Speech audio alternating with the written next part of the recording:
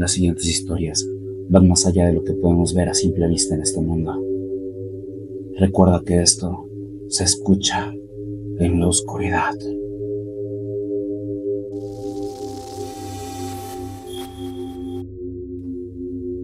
Algo me acecha. Era una mañana fría de principios de enero. El sol brillaba con fuerza, pero el aire helado atravesaba la ropa. Como cada día, me preparaba para ir al trabajo, saliendo de mi departamento en el tercer piso de un edificio viejo, al final de una calle empedrada. Mi calle no era precisamente acogedora. Termina en unas escaleras descuidadas que conectan con una colonia de mala reputación, un lugar que mi mente ignora por instinto. Al otro lado de la calle, frente a mi edificio, hay un almacén con paredes grises. Junto a él, un terreno baldío, cercado por un portón oxidado. Desde mi azotea solo se ve monte, un árbol que tapa la entrada y nada que sugiera construcciones dentro. Siempre me ha dado mala espina, pero nunca le presté demasiada atención. Esa mañana, mientras caminaba hacia la avenida, algo me inquietó. Los perros del vecino, que suelen ladrarme aunque pase todos los días, ignoraron mi presencia y gruñían hacia el terreno baldío, con los pelos erizados.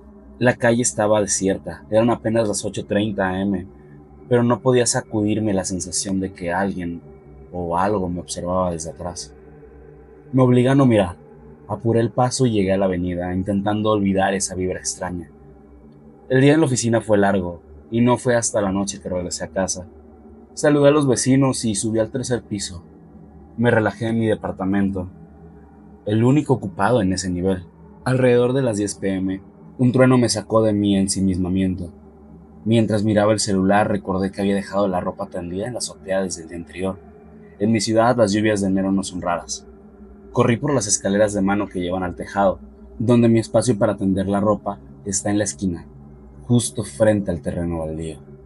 Mientras recogía la ropa a toda prisa, con una llovizna empezando a caer, recibí un mensaje de Ana, una chica del trabajo con la que había salido un par de veces. Le conté lo que hacía y, para ilustrar mi apuro, decidí tomarme una foto. Enfoqué la cámara hacia el frente, toqué la pantalla para ajustar la luz y entonces lo vi. En el celular apareció una figura en el terreno baldío, apenas iluminada por la farola de la calle. Era una abominación, un cuerpo alto, desgarbado, cubierto por un pelaje negro y desgreñado, como el de un animal enfermo, con extremidades torcidas que parecían romperse con cada movimiento.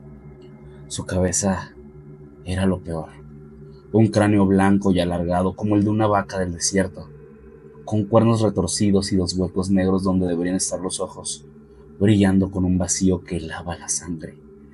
Tomé la foto por instinto, pero al levantar la vista, ahí estaba, real, separándose lentamente de la pared del terreno. Cada paso hacía crujir sus articulaciones de forma antinatural, como si los huesos se trituraran entre sí. No era un espantapájaros ni una broma macabra, esa cosa estaba viva. De pronto, dio un golpe seco contra el portón, un estruendo que reverberó el silencio y empezó a emitir chasquidos arrítmicos, como si algo de su cuerpo se rompiera y se volviera a armar. Arranqué la ropa que pude, dejando caer algunas prendas por el viento y bajé corriendo. Desde el balcón de las escaleras me asomé. La figura ya no estaba. Tardé menos de un minuto en bajar. Cerré la puerta de mi apartamento y aseguré las ventanas, especialmente la del frente. Dejé el bote de ropa a medio camino en la sala. Me encerré en mi cuarto avergonzado de mi propio miedo. Yo, un hombre de 26 años temblando por un monstruo. Miré la foto del celular, borrosa pero inconfundible. Al hacer zoom, vi jirones de carne colgando de su cráneo y esos ojos vacíos que parecían absorber la luz. Intenté convencerme de que era una alucinación, pero la imagen era clara.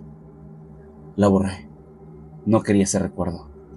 Ni siquiera contesté a Ana, solo me metí a la cama deseando dormir. El sueño no duró. A las 3 am, unos pasos pesados resonaron en el tejado, justo sobre mí. Eran torpes, como si algo arrastrara los pies, pero cada pisada hacía temblar el techo. Luego vinieron los chasquidos, más fuertes, más rápidos. como si esa cosa estuviera probando su propia fuerza. Recordé con un nudo en el estómago que no había cerrado la escotilla del tejado. Nunca lo hacíamos, pero ahora esa trampilla era la única barrera entre mí y lo que estuviera allá arriba. Me quedé inmóvil, conteniendo la respiración, rezando en susurros aunque nunca había sido religioso. Los chasquidos se detuvieron y entonces un golpe metálico sacudió el edificio. La escotilla oxidada había caído con fuerza. Algo pesado aterrizó sobre ella. No me moví hasta que la luz del amanecer se filtró por la ventana. A las 6 a.m., armado con un cuchillo de cocina, me asomé por la mirilla. La escotilla estaba cerrada, sin rastro de nada. Me preparé un café cargado, encendí un cigarro de mi reserva, que hacía meses que no fumaba, y salí al trabajo, mirando hacia todos lados. Al pasar por el portón del terreno, un chasquido seco me detuvo. Corrí sin mirar atrás. En la calle me topé con doña Luisa, la señora que vende lotes y dulces por las tardes. Notó mi cara desencajada y me paró con su voz cálida pero curiosa. Mijo, parece que vienes huyendo del diablo. ¿Qué te pasa? Ah, no dormí bien, doñita, pero ya voy tarde para el trabajo, respondí evasivo. Ella frunció el ceño, apoyándose en su bastón. Ay, mijo, te entiendo. Esta calle está rara últimamente. Cuando llegué a la colonia hace más de 20 años decían que ese terreno baldío tenía un culto satánico o algo así. Que si un templo, que si cosas raras. A mí no me consta, pero mi hijo menor, el Chava, dice que por las noches oye algo saltando entre los techos. Yo le digo que son los gatos huyendo de los perros, pero quién sabe. Su voz seguía, pero mi mente se nubló. Un culto, un templo, los chasquidos. No pude soportarlo más. Disculpe, doña, ya me voy. La interrumpí y aceleré el paso, con el corazón latiéndome en los oídos. En la oficina, Ana notó mi estado y me reclamó por no contestarle la noche anterior. Le dije que lo hablaríamos en el descanso. A la hora de la comida, le conté todo. El terreno, la figura, los chasquidos. Ella, escéptica, se rió al principio. Rubén, seguro fue un susto. A lo mejor era un borracho o un animal. ¿Y la foto? A ver, enséñamela. La borré, admití, y su mirada de incredulidad me hizo sentir estúpido. O sea, viste un monstruo y lo primero que haces es borrar la prueba. Bromeó, pero al ver mi cara suavizó el tono. Mira, salgamos hoy, es viernes. Unas copas y se te quita el susto, ¿va? Acepté queriendo creerle. Esa noche salimos a un bar. Entre risas y tragos olvidé el terror por unas horas. A las 12:30, Ana sugirió ir a mi departamento un rato, ya que vivía con sus padres y no podía quedarse mucho. Tomamos un Uber, y al llegar bajé primero para ayudarla. Cuando cerré la puerta del auto, mis ojos se clavaron en el portón negro del terreno baldío, a 1 metro de nosotros. Sentí un escalofrío. Ana, notando mi tensión, me jaló hacia el edificio, riendo. Vamos, Rubén, no me hagas arrepentirme. Subimos las escaleras, pero al pasar por el segundo piso, los chasquidos volvieron. Ahora desde el tejado. Pregunté a Ana si los oía. Sí, murmuró, y su rostro normalmente pálido perdió todo el color que tenía. Entramos al departamento a trompicones. El bote de ropa seguía en medio de la sala, pero Ana señaló detrás de mí. ¿Qué es eso, Rubén? Su voz temblaba. En la ventana del frente, una sombra se movió, acompañada de un golpe, como si algo hubiera estrellado su puño contra el vidrio. Ana gritó y la callé tapándole la boca, abrazándola mientras lloraba. Los chasquidos se intensificaron, ahora desde el tejado, como si esa cosa saltara de un lado para otro, probando el techo. De pronto, un estruendo vino del terreno baldío. Algo pesado había golpeado el árbol, haciendo crujir las ramas. Me asomé por la ventana con el corazón en la garganta. Varias camionetas lujosas, de esas que no se paran en una calle como esta, se detuvieron frente al portón. Un hombre bajó, miró a su alrededor con cautela y abrió el portón. Las camionetas entraron y el tipo cerró tras ellas. Ana y yo nos quedamos en el sillón, en silencio, hasta el amanecer. Cuando la luz entró, Ana, con el rostro desencajado y los ojos rojos, se levantó sin decir mucho. Tengo que irme, dijo con su voz apagada, sin un rastro de escepticismo. No volvió a mirarme como antes.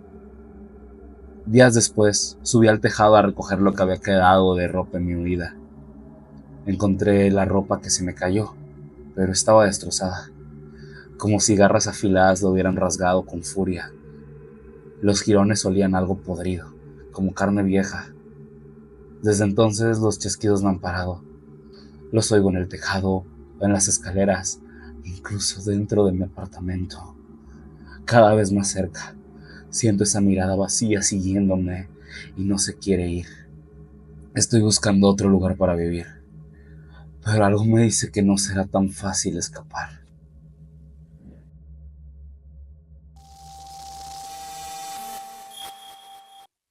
¿Le tienes miedo a las brujas?, preguntó mi tía Alicia después de que llegó una fuerte ventisca que nos estremeció a todas en la casa de mi abuela. Le dije que no creía en esas cosas mientras miraba a mi prima Gina, la hija de mi tía. Mi abuela Concha estaba postrada en su cama, cubierta por un pabellón para evitar los zancudos, ya que estaba muy enferma para ese momento. La tía Alicia respondió: mi mamá siempre dijo que una bruja la acosaba desde que se casó con mi papá. Él falleció, pero ella siempre se mantuvo firme con eso. Ahora, las pocas veces que anda despierta, dice que la bruja por fin tendrá lo que quería. Miré con incredulidad y volteé hacia el cuarto grande en el que estaban las 3 camas de la casa.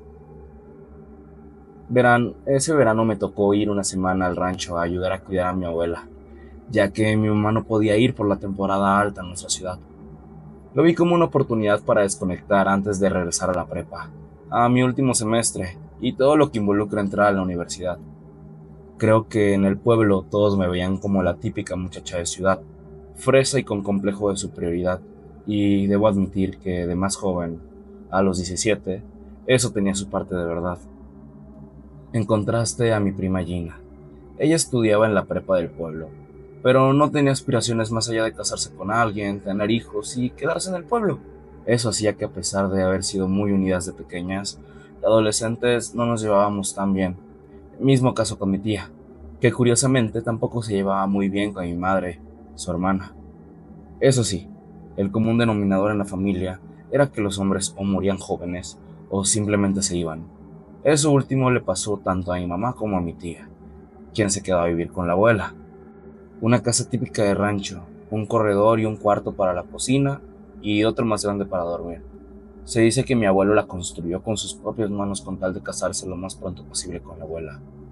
Una historia de amor donde las haya. Sin embargo, algo que supe más tarde esa noche, tomando café con galletas junto a mi tía y a mi prima, me dejó con un malestar horrible. Mi abuelo Ignacio, antes de estar con mi abuela, estuvo pretendiendo a una joven de una ranchería cercana. La mujer estaba perdidamente enamorada de él. Sin embargo, tenía actitudes tóxicas y hasta violentas con el abuelo, maldiciéndolo hasta el cansancio el día que decidió terminar su relación. Le juró que destruiría a su familia y sobre todo a la mujer por la cual ella creía la habían dejado. Porque sí, la mujer creyó en todo momento que mi abuelo la engañaba con Conchita, mi abuela.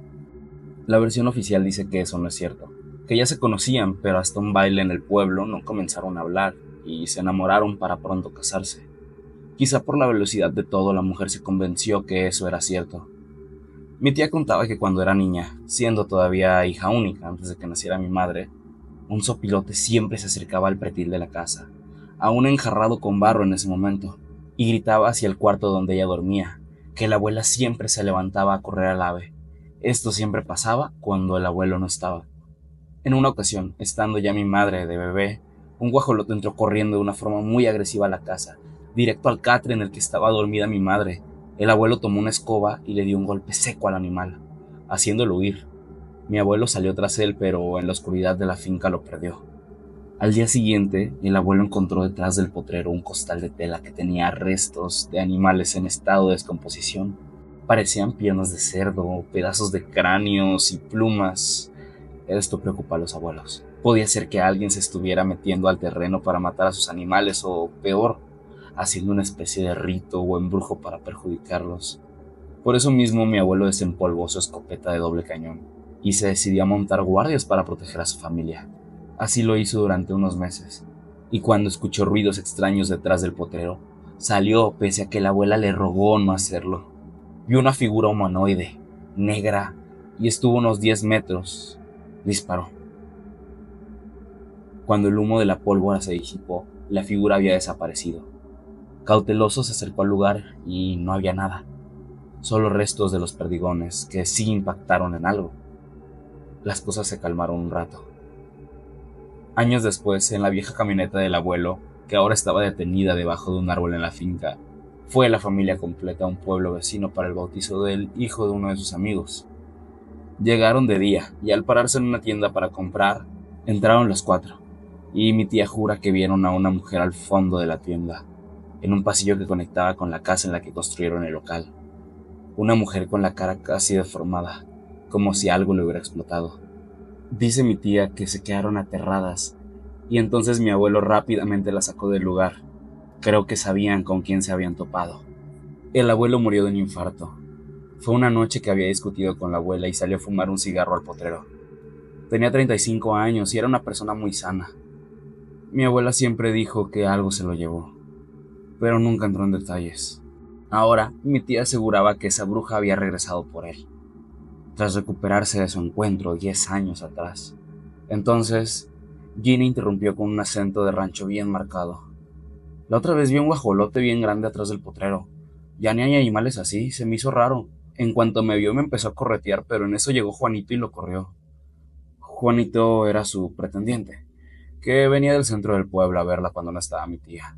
La tía Alicia frunció el ceño y dijo en modo de regaño que ese muchacho no debía estar en la casa cuando ella no estuviera, pero que qué bueno que ese día lo estuvo. Aseguró que la enfermedad de la abuela estaba avanzando rápido, porque la bruja estaba cerca y quería terminar el trabajo. En eso, entró al cuarto y sacó algo de detrás de su cama. La escopeta del abuelo, recién pulida, y mostró que estaba cargada. Yo me quedé seria al ver el arma, y pensar en la paranoia que había provocado que mi abuela, una mujer de 70 años, estuviera postrada en la cama. Revisé mi teléfono y noté que la señal intermitente que había en el rancho había desaparecido, a la par que un viento desolador atravesaba todo el corredor. Mi prima se paró y se sentó junto a mí. Comenzó a rezar. Mi tía me exigió que también rezara, que era la única forma de salvar a la abuela. Después se unió al rezo sin despegar su mano del arma. Escuchamos unos fuertes gritos, como de animal a la distancia. Se acercaban a la casa. Parpadearon las luces y comenzamos a escuchar pasos graznizados. Un enorme guajolote brincó de el pretil de más de 1 metro y se acercaba lentamente hacia nosotras. Grité. Ya no pude contenerme. Era un guajolote negro, muy gordo y con un moco de un color rojo muy intenso, gritando hacia nosotras. Mi tía tomó el arma y mi prima tomó 2 botellas de agua bendita. Me dio una, tenía la tapa perforada. Entendí qué debía hacer. En eso se escuchó cómo mi abuela comenzaba a toser, ahogándose. El animal estaba a 5 metros de nosotros, pero a 2 de donde estaba la puerta hacia el cuarto de la abuela. Mi tía apuntó y gritó que nos dejara en paz. El animal se vio enojado. De repente, un relámpago iluminó todo el pasillo y logramos ver que la cara y parte del cuerpo del animal estaban claramente deformados. Mi tía disparó y comenzamos a regar agua bendita sobre el animal, el cual comenzó a sollozar de dolor. Mi tía recargó como pudo y le dio otro tiro certero, a 1 metro del animal. Lo mató. Vaciamos lo que quedaba del agua bendita y con la punta de la escopeta, la tía Alicia empujó esa cosa afuera de la casa. Decía que quería quemarlo de una vez por todas. La arrastró hasta un claro, mientras me hizo sostener una linterna para alumbrar el camino, y mi prima llevaba unos grandes cerillos y una pequeña garrafa de gasolina. Vi una furia en los ojos de mi tía que jamás olvidaré. Con coraje amarró el cuerpo del animal en un poste, lo roció de gasolina y nos ordenó encender los cerillos y arrojarlos. Se encendió, y para nuestra sorpresa y horror, el ave siguió gritando, agonizando. Hasta en un momento juraría que gritó ¡basta! Pero luego comenzó a hacer un sonido que parecían risas burlonas, Mi tía cargó otro disparo en el arma mientras mi prima y yo mirábamos al animal agonizar. Mi tía volvió a disparar, a menos de 1 metro. La risa se cayó y la cabeza de ese animal desapareció. Mi tía miraba perdida el fuego, hasta que salió de su trance y entendió. ¡El cuervo! ¡Puta madre! ¡El pinche cuervo! Regresó corriendo a la casa dando tumbos. Llegó al cuarto, a la cama de la abuela. Corrimos detrás de la tía. El pabellón tenía un agujero de unos 15 centímetros de diámetro. La abuela tenía los ojos abiertos y una expresión de horror que no se me olvida. Las brujas no trabajan solas, dijo mi tía, mientras se le llenaban los ojos de lágrimas. La abuela había muerto. Oficialmente también fue un infarto. Entre lágrimas, mi tía dijo que el cuervo era la hija. Aparentemente, otra razón por la que mi abuelo no aceptó seguir en la relación con la bruja fue porque se decía que ella tenía una hija oculta de la sociedad. Sí, era la joven que atendía la tienda que fueron. Logramos obtener señal y llamé a mamá, así como a la poca familia que tenemos aún en México. Todos llegaron al día siguiente. El problema aquí es que al salir por la mañana, notamos que el cuerpo del guajolote ya no estaba. Solo las marcas del fuego en el piso y en el poste. Decidimos no decir nada más. Mi madre, muy preocupada por mí, me llevó con ella de regreso a la ciudad después del velorio. Mi tía Alicia y Gina poco tiempo después decidieron mudarse también para acá. Incluso vivieron un tiempo con nosotras. Sobra decir que no nos llevamos bien. La tía ahora toma pastillas para lidiar con la ansiedad de sentir que ella es la que sigue o algo así. Pero siendo honesta, creo que todas en la familia estamos en peligro. No me gusta admitirlo, pero aún con todo el escepticismo que tenía, debo admitir que sí. Le tengo miedo a las brujas.